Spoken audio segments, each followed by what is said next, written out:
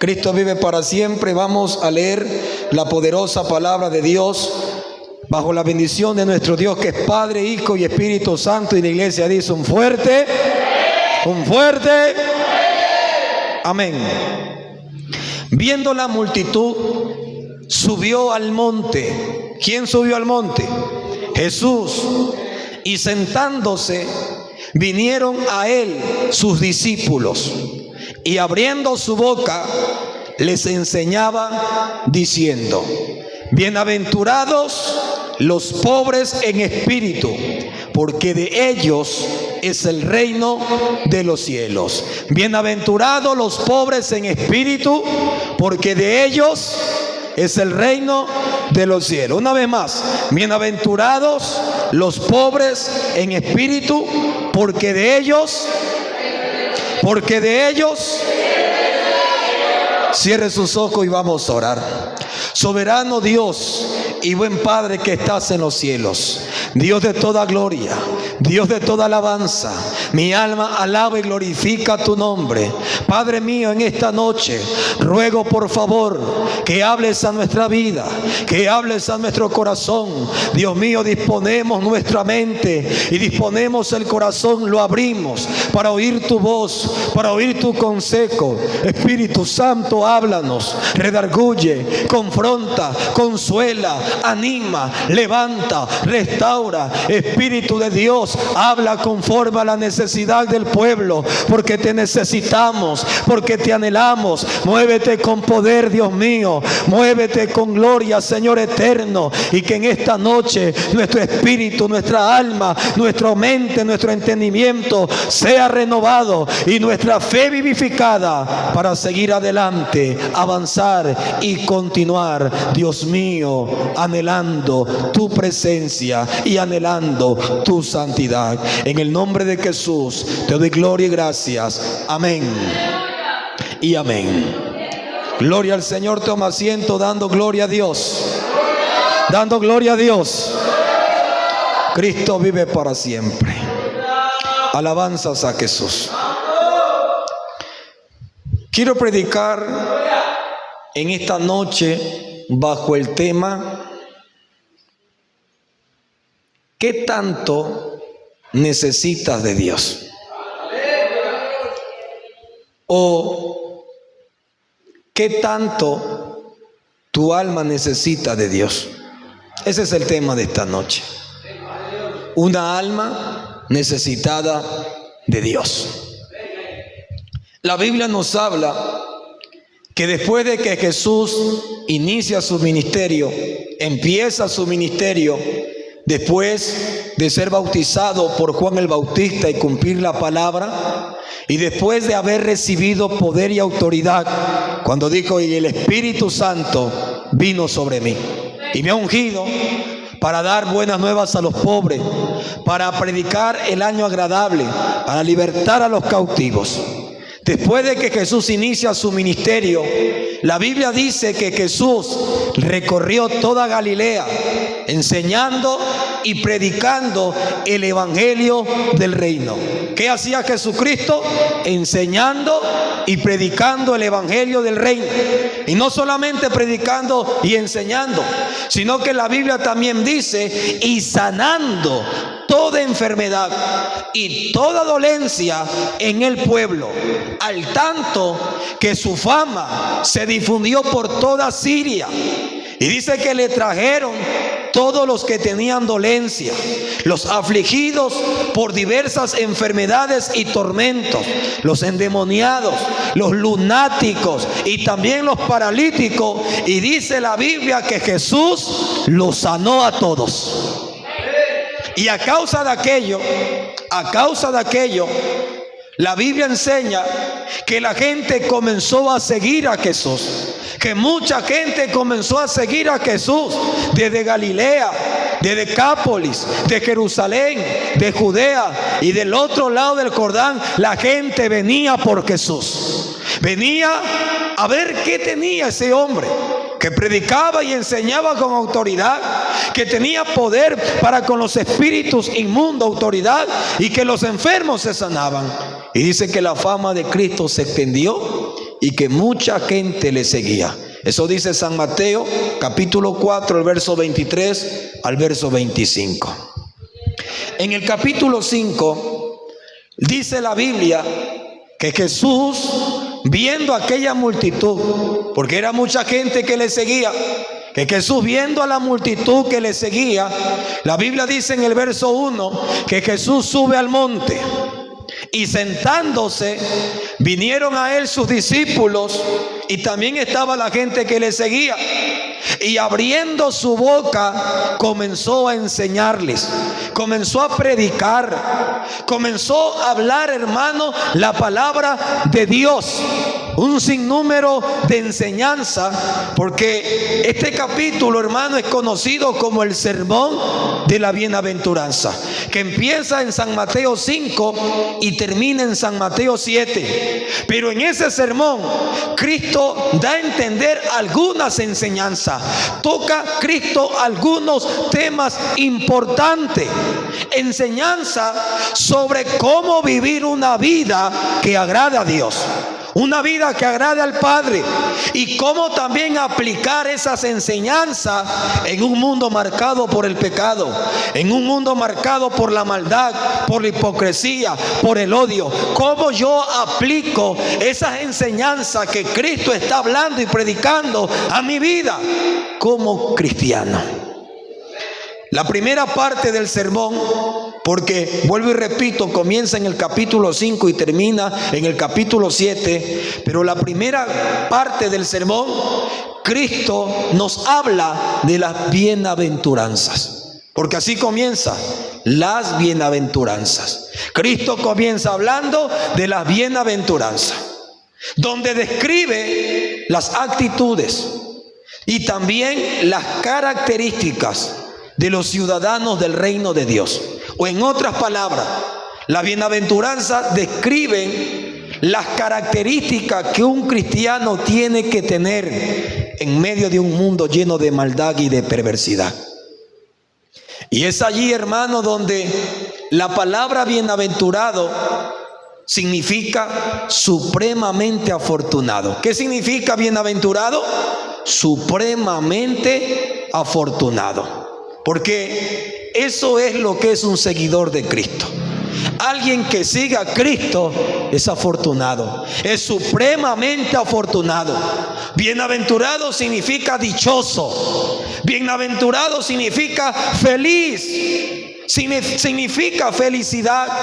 Significa 3 veces dichoso. Eso significa la palabra bienaventurado. Y Cristo está hablando de la bienaventuranza. Ahora, ¿por qué Jesús comienza hablando de lo afortunado que es seguir a Cristo? Porque Cristo empieza hablando de la bienaventuranza, de lo bienaventurado que es el hombre que siga a Cristo. La pregunta es esa y la respuesta es porque el obedecer las enseñanzas de Cristo es nadar contra la corriente de este mundo, es nadar contra la corriente del odio, la corriente de la hipocresía de este mundo, de la mentira de este mundo, de la falsedad de este mundo. Y esas palabras, esas enseñanzas de Cristo, hermano, al aplicarla es nadar contra aquellas corrientes, hermano, de este mundo que avanza y que sigue, y que el cristiano tiene que ir contra la corriente. ¿Y por qué causa? Por causa de la verdad. Porque al enseñar esto Cristo está hablando de verdad, está hablando de padecer, está hablando de bienaventurados los mansos. En un mundo donde dame que te doy, toma que recibes. En un mundo donde el que me la hace me la paga. En un mundo donde, gloria al Señor, a espada me hiriste, a espadas tiene que morir, me la hiciste, me la pagas. En un mundo donde se vive así, Cristo dice, bienaventurados los mansos. Entonces, nadar contra la corriente, hermano, por la verdad del Evangelio, por la verdad de Cristo. Y todo eso hará que el mundo nos aborrezca. Que el mundo no se lleve bien con la luz, con el cristiano. Pero Jesús dice que aunque el mundo te rechace, que aunque el mundo te haga la cara fea, que aunque el mundo no te quiera y sufras menosprecio por causa de Cristo, Cristo dice: bienaventurado serás, serás afortunado, serás bienaventurado, y de los tales es el reino de los cielos. ¿Me entendió? Vivir para Cristo, vivir para el Señor, vivir en obediencia, vivir en santidad, aplicar sus enseñanzas, vivir su palabra. Hermano, Cristo nos dice: eres bienaventurado, eres dichoso, eres feliz, y de cierto te digo que el reino de los cielos es para ti. ¿Pueden decir amén a eso? A su nombre sea la gloria. Entonces, al ver el versículo 3, porque allí nos vamos a centrar en esta noche, el verso 3, dice el versículo 3: bienaventurados, dichosos, afortunados, ¿quiénes? ¿Quiénes? Los pobres en espíritu. Afortunados, dichosos, ¿quiénes? Los pobres en espíritu. ¿Por qué dice Jesús? Porque de ellos es el reino de los cielos. Bienaventurados los pobres en espíritu, porque de ellos es el reino de los cielos. ¿Cuántos dicen amén? Ahora, ser pobre en espíritu no se refiere a la falta de recursos económicos. Como alguien dijo en una ocasión: los pobres, los que no tenemos plata, los que no tenemos nada, tenemos ganado el cielo. Eso es mentira. Porque yo conozco a gente pobre que no tiene dinero o que no tiene grandes cosas y son más orgullosos que el diablo. ¿Amén o no amén? Entonces, el ser pobre, el estar escaso de recursos económicos, hermano, no es lo que quiere decir Cristo. Cuando Cristo dice bienaventurados los pobres en espíritu, Cristo está hablando de una actitud de humildad. Cristo está hablando de una actitud de reconocimiento de una gran necesidad espiritual de Dios. Cuando Cristo habla de pobre en espíritu, está hablando Cristo de que el hombre pueda reconocer su bancarrota espiritual.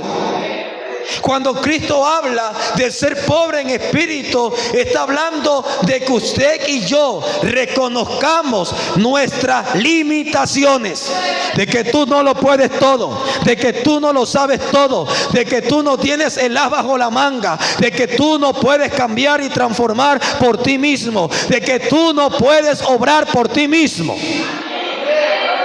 Ser pobres en espíritu es reconocer tu limitación.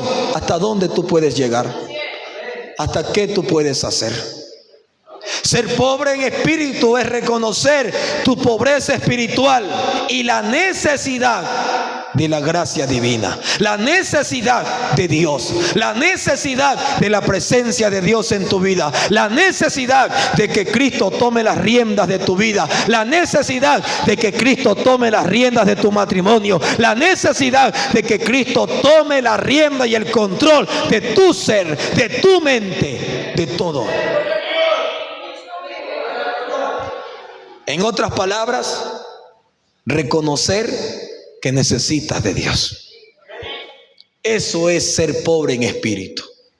Y Cristo dice: bienaventurados los pobres en espíritu. ¿Quiénes? Los que tienen necesidad de mí, dice Cristo. Los que reconocen su limitación. Los que dependen de mí. Los que dependen de mi guía, los que anhelan mi presencia, los que anhelan mi redención, los que anhelan que yo obre en su vida, esos son pobres en espíritu, y de ellos es el reino de los cielos. Entonces, el reino de los cielos es para gente pecadora que reconoce su pecado, es para gente pecadora que reconoce que sin Dios no es nada, que sin Dios es miserable, que sin Dios no puede vivir, que sin la presencia de Dios no es nada y que necesita de Dios. Por eso te hago una pregunta y escucha bien. ¿Eres pobre en espíritu? ¿Crees que eres pobre en espíritu? Te hago otra pregunta. ¿Estás reconociendo tu necesidad de Dios? Te hago otra pregunta. ¿Anhela tu corazón cada día más de Dios? Te hago otra pregunta. ¿Reconoces que tú no puedes solos y que necesitas sí o sí a Dios? Te vuelvo a repetir las preguntas. ¿Tú crees que eres pobre en espíritu? ¿Tú crees que reconoces de Dios y que tú necesitas de Él? ¿De que tu corazón anhela su presencia cada día? ¿Reconoces que solo tú no puedes hacer nada? ¿Verdaderamente crees eso? ¿Verdaderamente te sientes así? Ya vamos a ver mientras transcurre el mensaje. Porque hay algunos, Señor, te necesito, y no congregan. Señor, te necesito, y no oran. Señor, yo te necesito, y no leen Biblia. Señor, yo te necesito, y te necesito de labios para afuera. Pero vamos a hablar qué es sentir necesidad, qué es sentir sed de Dios. Porque tu alma tiene que sentir sed de Dios. ¿Alguna vez has experimentado la sed? ¿Verdad que sí? ¿Has experimentado sed? ¿Has experimentado hambre? Amén. ¿Qué es lo que quiere tu cuerpo cuando tienes sed? Agua. Tu cuerpo necesita agua. ¿Y te quedas tranquilo? ¿Te quedas allí sin beberla? ¿Qué hace el que tiene necesidad de agua? Corre a beberla, corre a saciar su sed. ¿Qué hace el que tiene hambre? Corre a saciar su hambre. ¿Qué hace el que está en prueba, el que está en lucha? ¿Qué hace el que está pasando tentaciones, el que está sufriendo altercados? ¿Qué hace? Tiene que buscar a Dios. Mira, hermano, el mundo vive a su manera. ¿Pueden decir amén? El mundo, la gente sin Cristo vive a su manera. La gente mundana vive sin necesidad de Dios. Camina sin Dios, respira sin Dios, come sin Dios, anda sin Dios, trabaja sin Dios. La gente de afuera vive sin Dios. ¿Sí es o no es? La sociedad en la que vivimos se ha vuelto tan orgullosa, se ha vuelto tan soberbia que caminan sin Dios. Algunos tienen a Dios de labios para afuera. Algunos son tan religiosos que tienen a Dios y Dios cuídame y Dios guárdame, pero no hacen lo que Dios dice. Algunos solamente tienen a Dios, hermano, porque se le ha hecho una costumbre decir creo en Dios y decir ay Diosito, ay Diosito, ay Diosito, ¿por qué pasa todo esto? El mundo vive a su manera, vive sin Dios. Salmos 14:1 dice el necio en su corazón, no hay Dios. ¿Qué dice el necio en su corazón? No hay Dios. Y como no hay Dios, me corrompo y hago lo que me da la gana, hago lo que quiero. Y así vive el mundo. El mundo, la gente necia, porque solo un necio puede reconocer que puede vivir solo y que no necesita a Dios. Solo un necio vive sin Dios. Solo un necio anda por el mundo sin Dios. Y el necio dice en su corazón, no hay Dios. Y como no hay Dios, hago lo que quiero. Como no hay Dios, vivo la vida loca. Como no hay Dios, fornico. Como no hay Dios, peco. Como no hay Dios, adultero. Vive sin ley. Pero ese es el mundo. Ese es el hombre y la mujer que no tiene a Cristo. Que tiempos atrás vivíamos también así. Vivíamos sin Dios. Aunque usted decía creer en Dios, aunque usted decía taitita Dios, el flaco me protege, el de arriba, usted no temía ni tantito a Dios. ¿Así es o no es? Y usted vivía sin Dios. Hacía lo que quería, hacía lo que le daba la gana. Lo que usted quería, lo que su corazón quería, eso hacía. Porque vivía sin Dios. Y tiempo atrás usted y yo éramos necios. Tiempo atrás usted era necio, yo era necio, porque vivíamos sin Dios. Pero ahora ya no somos necios, porque Dios nos ha rescatado, porque ahora le tenemos, porque ahora, hermano, Dios vive en nosotros y nosotros somos sus hijos. Pero mire, hermano, el mundo vive a su manera y por eso el mundo no reconoce la necesidad de Dios. Pregúntale a tu vecino si necesita de Dios. Pregúntale a tu familiar mundano si necesita de Dios. Pregúntale a tu hijo o a tu pariente mundano si necesita de Dios. ¿Qué te van a decir? No, aunque ellos digan sí, pero la realidad es que no. Ellos creen que no le necesitan. Y como ellos no necesitan a Dios, su camino y su final, ¿cuál es? ¿Cuál es el camino y el final de todos aquellos que viven sin necesidad de Dios? El infierno.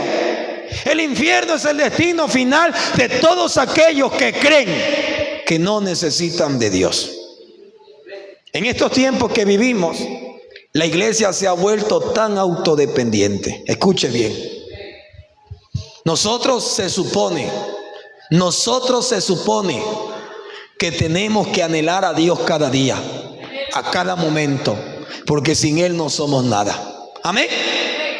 Pero hoy en día hay una iglesia tan autosuficiente, hay una iglesia orgullosa, soberbia. Porque, hermano, aunque usted no lo crea, hay iglesia, hay cristianos autosuficientes, autodependientes. Y está tan de moda el orgulloso yo. Hay cristianos que dicen, yo puedo solo. Yo esto, yo aquello, yo así, yo asado, yo cocinado, y solo viven así. Y cada día su vida la viven como si Dios no fuera el centro de su vida. Para algunos, Dios es solo como la llanta de emergencia de un carro. ¿Sí escuchó? Para algunos cristianos, Dios es solo como la llanta de emergencia de un carro. Solo le buscan cuando las cosas andan mal. Solo le buscan cuando verdaderamente ya no sabe qué hacer. Para algunos cristianos, Dios es como la llanta de emergencia. Voy a ella cuando yo le necesito. Pero mientras el carrito anda bien y tiene las 4 llantas, yo hago lo que yo quiero. Yo sigo mi vida. Si se me poncha una llanta, bueno, ahí voy a buscar la de emergencia. Así es Dios para algunos. Por mucho que cante y por mucho que diga soy cristiano y por mucho que diga tengo tantos años en el evangelio, hay cristianos que se han vuelto autodependientes, autosuficientes. Y quiero darle un ejemplo. Acompáñenme a Apocalipsis 3:15. Y vamos a ver a una iglesia llamada Laodicea, que decían ser cristianos, que decían amar a Dios, que decían ser seguidores de Jesús, pero era una iglesia que no necesitaban de Dios. Apocalipsis 3:15. Y si puede alabar a Dios, hermano, alábele al Señor.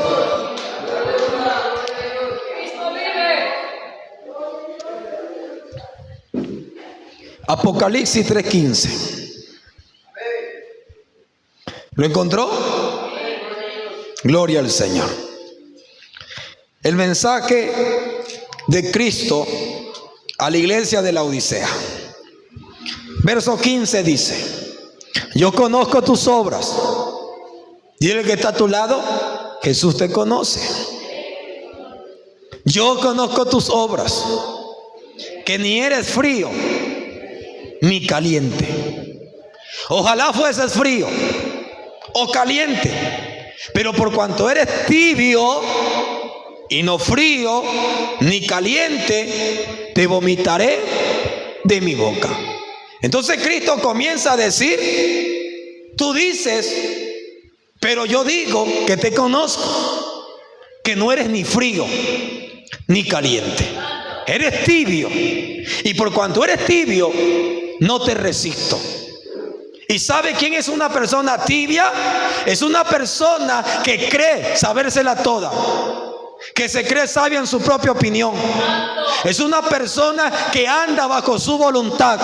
Es una persona que no es ni chicha ni limonada. Es una persona, hermano, con una mediocridad espiritual tan profunda. Es alguien, hermano, que aunque alaba, canta y congrega, la verdad es que no anhela la presencia de Dios, no anhela el poder del Espíritu Santo, no anhela que el Espíritu de Dios lo llene, y tampoco hace nada para buscar a Dios. Esa es una persona tibia. Una persona tibia es una persona indiferente. Sabe que está seco, sabe que está mal, sabe que no está orando, sabe que no está ayunando, sabe que su carne se ha levantado. Él sabe que no anda muy bien, pero no hace nada. No hace nada. Se ha conformado y dentro de sí, más después me arreglo. Ahorita estoy bien, ahorita estoy en mis planes de terminar el colegio, terminar la universidad, en el trabajo, porque quiero comprar mis cositas. Más después le busco a Dios, más después me santifico, más después ayuno, más después oro. Ahorita no tengo tiempo, ahorita estoy ocupado.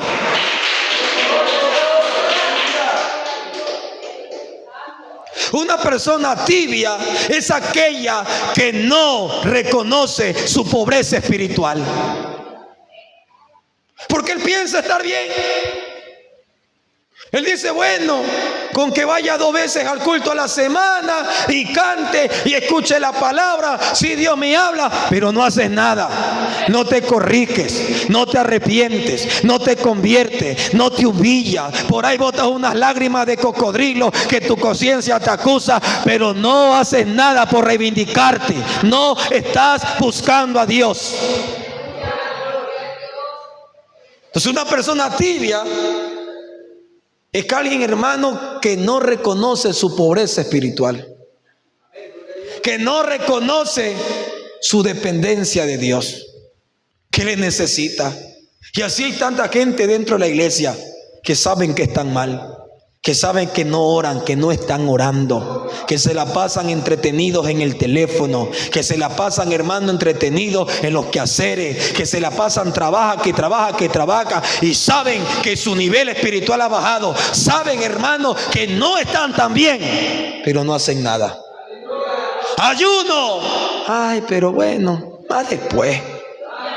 No hacen nada. Se han conformado a esa vida mediocre. Hay algunos que se han conformado a esa vida de tibieza, con la excusa de más después busco.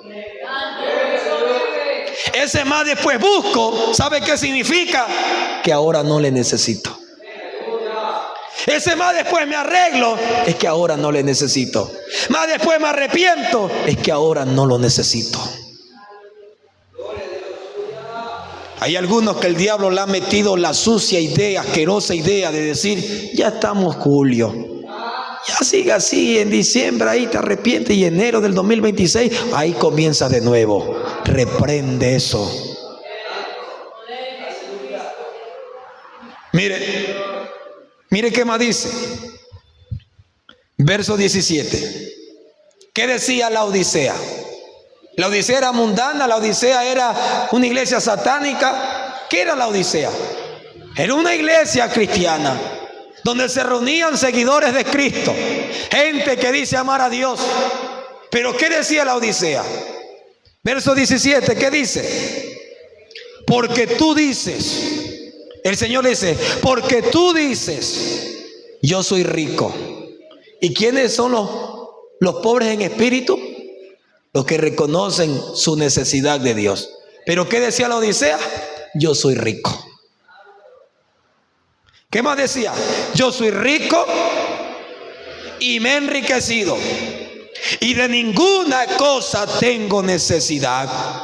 De ninguna cosa, que ni de Dios tiene necesidad. Esta gente, hermano, vive sin Dios. Son cristianos de apariencia, son cristianos de nombre. Van a la iglesia, oran de vez en cuando, cantan y hasta lloran, pero la realidad es que no tienen ni hambre ni sed de Dios, no tienen anhelo por su presencia.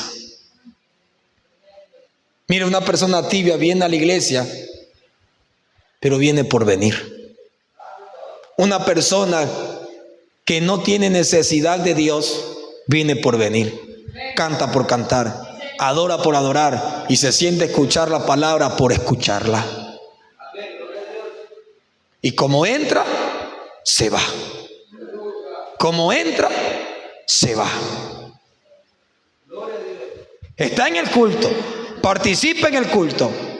Dios está entre nosotros, su espíritu se mueve, su presencia está aquí, porque Él ha prometido que donde estén 2 o 3 reunidos, congregados en mi nombre, allí yo estaré.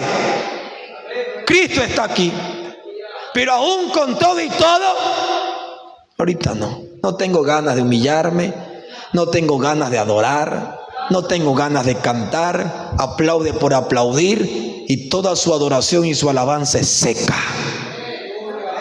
Seca. Escucha la palabra. Ay, sí, amén, amén. Ay, sí, yo tengo que corregirme. Sí, yo tengo que orar, sí. Y sale a seguir igual. Y mire que la Odisea decía: yo soy rico y me he enriquecido y de ninguna cosa yo tengo necesidad. No tengo necesidad de nada. Ni de Dios tengo necesidad ahora. Porque el que cree tenerlo todo, lo quiere resolver todo a su modo. Ahora tengo trabajo y tengo mi platita y yo lo quiero resolver todo con mi platita.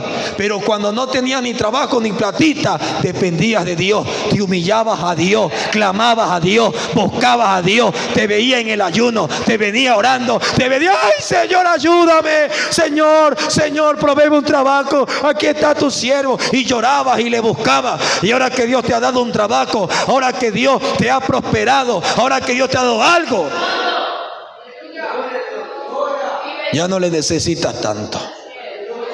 Por eso algunos que si no se arreglan, Dios les va a cerrar puertas. Por eso algunos y algunas que si no buscan a Dios, si no sienten necesidad por Dios, Dios les va a cerrar puertas. Dios, oh, aleluya, Dios prefiere verte chiro. Dios prefiere de otra manera, hermano, verte dependiendo de Él, que verte con tu nevera llena y tirado, hermano, en una cama viendo el Netflix o viendo el TikTok. Porque a algunos la comodidad les hace daño. A algunos, hermanos, el tener un suelito les hace daño. Porque cuando no tenían, vivían humillados y vivían orando y vivían ayunando. Pero como ya ahora tienen, ya ni se acuerdan de Dios.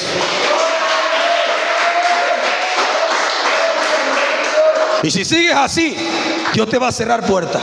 Porque Dios prefiere, aleluya, verte humillado, clamando a Dios, reconociendo la dependencia. Porque de qué vale que tengas plata, de qué vale que tengas un carro, de qué vale que compres cosas materiales si estás muerto espiritual, si no sientes la presencia de Dios, si no anhelas su presencia, si cuando vienes te duermes en el culto, si cuando vienes todo desganado, vienes todo así sin ganas.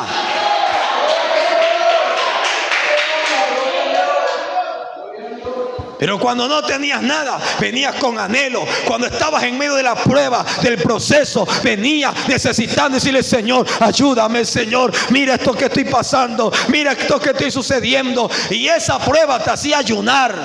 Ese dolor te hacía clamar. Pero hay algunos que ni con dolor, ni con prueba, ni con todo, ni ayunan ni oran. Esos están peores todavía. ¿Puede alabar al Señor?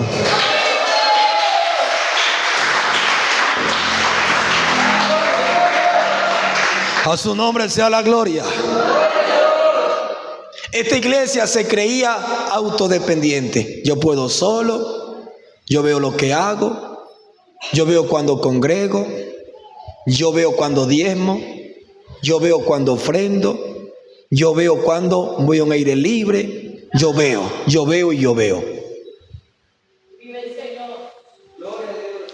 Y ellos consideraban estar bien. ¿Pero qué dijo el Señor? Ustedes están tibios. Y por tu tibieza te vomitaré de mi boca. Porque Dios no soporta a aquellos que no le necesitan. aquellos que creen que pueden vivir sin orar, aquellos que creen que pueden vivir sin congregar, aquellos que creen que pueden vivir sin leer la Biblia, aquellos que creen que pueden vivir sin Dios. ¿Para qué Dios? Por eso Dios los vomita de su boca, porque ¿para qué te soy útil?, dice Dios. Si yo para ti soy como un cero a la izquierda. Intento llamarte, intento hablarte porque te amo, pero tú no vienes a mí. Imagínese, hermano, el corazón de Dios provocando que tú te acuerdes de Él y que le busques, que te humilles, que reconozcas tu pobreza espiritual y que digas: Señor, no sabes cuánto te necesito. Pero mire cuál fue la respuesta de Dios. Tú dices ser rico, te has enriquecido, no tienes necesidad de nada, pero el Señor le dijo: aleluya. Y no sabes que tú sin mí eres un desventurado, eres miserable, eres pobre, porque tú dices ser rico. Quizás puedes tener cositas, quizás puedes tener platita, quizás puedes estar haciendo, hermano, cualquier cosa por ahí, pero espiritualmente estás pobre, no tienes nada, estás vacío. Y aparte de pobre, estás ciego porque no ves tu realidad.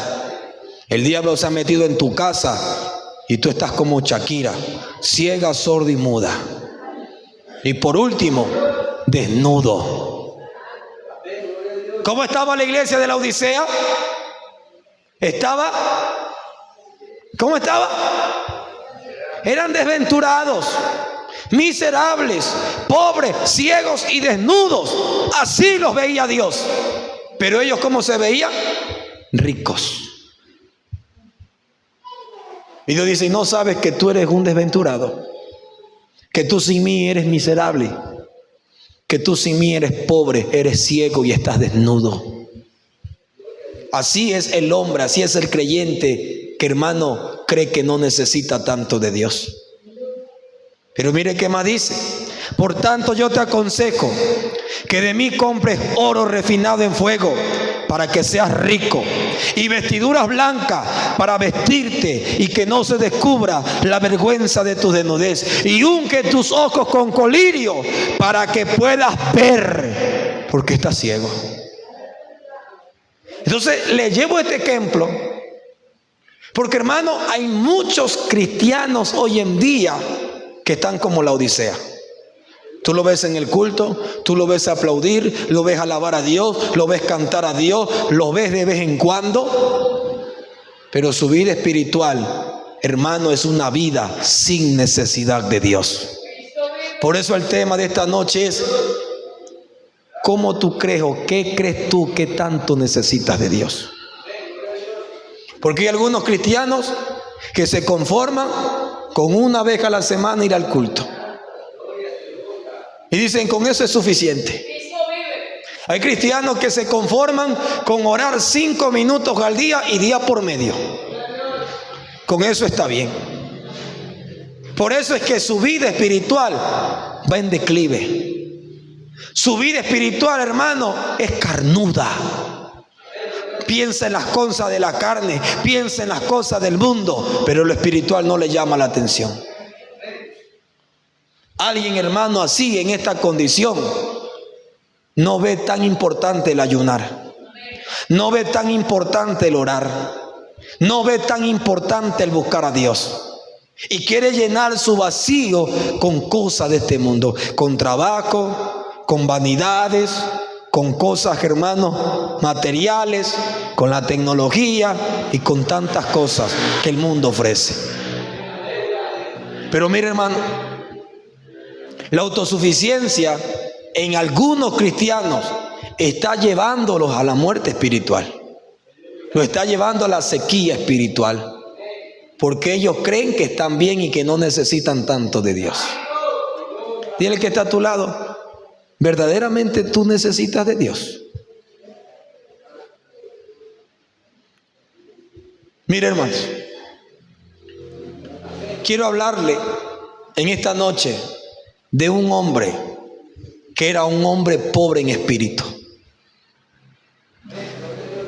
que tenía, hermano, una profunda sed de Dios, que sentía una profunda necesidad de Dios todos los días. Su nombre es David. David era un hombre pobre en espíritu.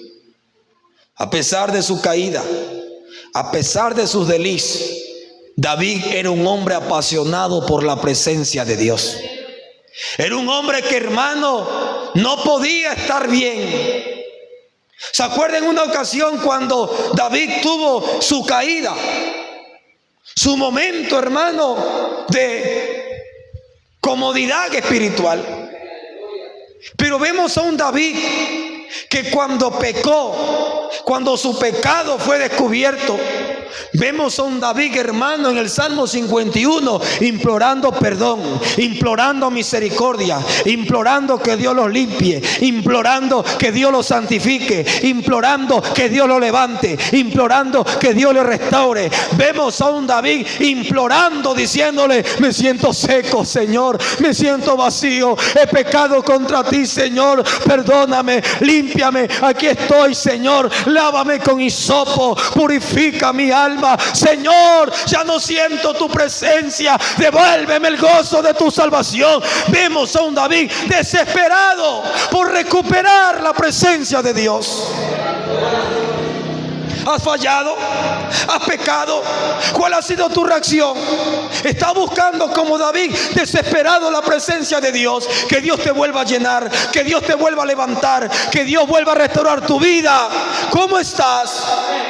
David, hermano, cuando reconoció su pecado, clamaba, lloraba, se humillaba a Dios, diciéndole: Señor, contra ti he pecado, contra ti he pecado, Señor, me siento miserable, he perdido el gozo de mi salvación, devuélveme el gozo, y que tu Espíritu Santo, tu Espíritu noble me sustente. Eso es pobreza espiritual, ser pobre en espíritu. Reconocer su falla, reconocer su pecado, reconocer su condición, reconocer que está mal, reconocer que no está orando, reconocer que congrega por congregar, reconocer que su vida espiritual es apática, pero no solamente con reconocer, sino con ir a su presencia, humillarme y decirle: Señor, ya no soporto estar así, ya no quiero estar así, Señor, ayúdame, perdóname, levántame, restáurame, Señor, me voy a apartar de lo que no te agrada, me voy a apartar pero por favor, que tu presencia vuelva a mí, que tu Espíritu vuelva a mí. Es reconocer, pero también actuar. Hay algunos que no sienten gozo de la salvación, pero andan como si nada. Hay otros que saben que si la muerte les sorprende, el diablo se los lleva, pero no hacen nada. No están seguros de su salvación, han contristado al Espíritu Santo, pero no hacen nada. No, David pecó, David falló, porque todos en cualquier momento podemos errar, podemos fallar, aleluya, que Dios nos guarde y nos libre de un adulterio, pero podemos pecar en otras cosas. Pero vemos a un David humillado, vemos a un David necesitado de Dios, vemos a un David que no estaba bien, que estaba intranquilo, vemos a un David que tenía plata, que era un rey, que tenía oro, tenía comida, tenía buena ropa, pero diciéndole: Señor, esto no vale, te necesito, devuélveme el gozo de mi salvación, devuélveme lo que el pecado, Señor, me ha robado. Eso es ser pobre en espíritu. Y Cristo dice: bienaventurados los que reconocen su condición, bienaventurados los que reconocen sus fallas, sus errores, y vienen a mí y se humillan y piden perdón. Bienaventurados, porque de ellos es el reino de los cielos. Lo que no quiere Cristo es que tú continúes en tu condición y que estés mal y sigas sin necesidad de Dios. Así no vas al cielo. David era un hombre apasionado por la presencia de Dios. Quiero que me acompañe al Salmo 42. Vamos. Vamos al Salmo 42. Despierte, no se duerma.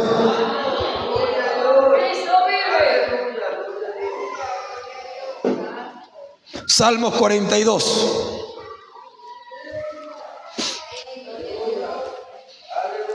Mire, Dios quiere que estemos así como David en este salmo. Mire cómo David hablaba, que David decía, que salía del corazón de David. Salmos 42, lo tienen todo. Oh, gloria al Señor. Cristo vive para siempre. Que tiene como título: mi alma tiene sed del mundo. Mi alma tiene sed de la nueva serie que ha salido. Mi alma tiene sed de Dios, decía David. Y David comienza, hermano, este salmo y dice: como el ciervo, como ese animalito, como el ciervo brama por las corrientes de las aguas, así clama por ti, oh Dios, el alma mía. Así como ese animalito se siente desesperado porque necesita agua, así se siente mi alma. Dios mío, mi alma tiene sed de ti. Te hago una pregunta: ¿tienes sed de Dios? ¿Tu alma tiene sed de Dios? ¿Viniste esta noche con sed de Dios? ¿Viniste esta noche con hambre de Dios? ¿Viniste esta noche para que Dios haga algo en tu vida? ¿Viniste esta noche para que Dios te toque? ¿Para que su espíritu te renueve? ¿Para que su espíritu te fortalezca? ¿Cómo has venido esta noche? David decía: mi alma tiene sed de ti. Sed del Dios vivo. Te anhelo, Señor. Anhelo tu presencia. Anhelo de ti. Como el ciervo que brama por las corrientes de las aguas. Te necesito, Señor.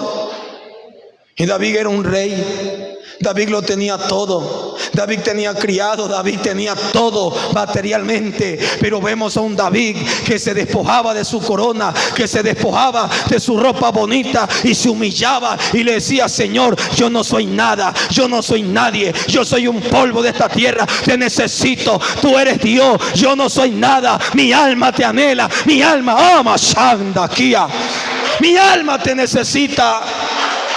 Tu alma tiene que anhelar de Dios. Tienes que estar sedienta por Dios. Y cuando el alma está sedienta por Dios, no se queda en la casa. Cuando el alma está sedienta por Dios, no se queda allá porque me dio pereza, porque estoy cansado. Cuando el alma está sedienta de Dios, busca el agua de vida, busca el manantial de vida, busca la palabra de Dios, busca. Mi alma tiene sed del Dios vivo. ¿Sabe qué decía David? Cuando vendré y me presentaré delante de Dios. Fueron mis lágrimas mi pan de día y de noche. Mientras me dicen todos los días: ¿dónde está tu Dios? Me acuerdo de estas cosas y derramo mi alma dentro de mí. De cómo fui con la multitud y yo las conduje hasta la casa de Dios. Entre voces de alegría y de alabanza del pueblo en fiesta. Y David decía: ¿por qué te abates, oh alma mía, y te turbas dentro de mí? Espera en Dios, porque aún he de alabarle, salvación mía y Dios mío. ¿Cómo está tu pasión por Dios? ¿Verdaderamente le necesitas? Todos los días, ¿cómo vives? ¿Cómo vives? ¿Cómo está tu vida espiritual? Hay gente que vive no necesitando a Dios. Por eso yo te hago una pregunta: ¿verdaderamente le necesitas? Porque si verdaderamente le necesitaras, te volcaras de cabeza, te humillaras, reconocieras que tú no puedes solo, que no son tus fuerzas. Pablo decía: fortaléceme, Señor, con el poder de tu fuerza, porque yo no soy nadie, yo no puedo solo. Señor, sin ti el diablo me hace triza, sin ti la tentación me aprisiona, sin ti el pecado me destruye. Señor, fortaléceme con el poder de tu fuerza. No entiendo cómo hay cristianos que pueden vivir tan relajados. No entiendo cómo hay cristianos que pasan 5 días sin orar y andan frescos como la lechuga. ¿Sabes qué denota? Tú no necesitas de Dios. El que necesita de Dios todos los días invoca su nombre. El que necesita de Dios todos los días: Padre, mi alma, guárdame, líbrame, te necesito. Ayer ya pasó, hermano, hay que despertar.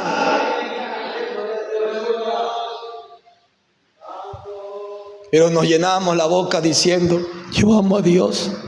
Ay, con Dios todo y sin Dios nada. Mentiroso. Porque si fuera con Dios todo y sin Él nada, tú le buscarías con todo tu corazón. Buscarías un tiempo para tener comunión con Él. La iglesia ahora mismo, la iglesia en general, vive autodependiente. Es una iglesia autosuficiente. Sí, bueno, yo le busco a Dios cuando puedo, cuando quiero. Y por eso es que hay muchos pecados. Por eso es que hay mucha gente carnal. Por eso es que hay tantos problemas, tantos celos, tantas iras, tantas contiendas. Porque no estás humillándote delante de Dios. Tú tienes dos esta noche. O sales como viniste, sin necesidad de Dios, o sales reconociendo que verdaderamente no eres nada sin Él y que necesitas humillarte, que necesitas de Él.